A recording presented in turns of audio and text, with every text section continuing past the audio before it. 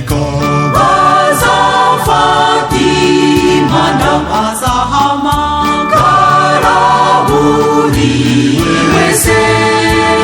Ku bufatanye n'itorero ry'Abadiventisti b'umunsi wa karindwi rya Nyamirambo, korali Abasaruzi ibarizwa kuri iryo torero yagutegura igitaramo cyo guhimbaza Imana no gushyigikira inyubako y'urusengero rwa Nyamirambo mu nsanganyamatsiko igira iti icyubahiro cy'inzu y'Uwiteka.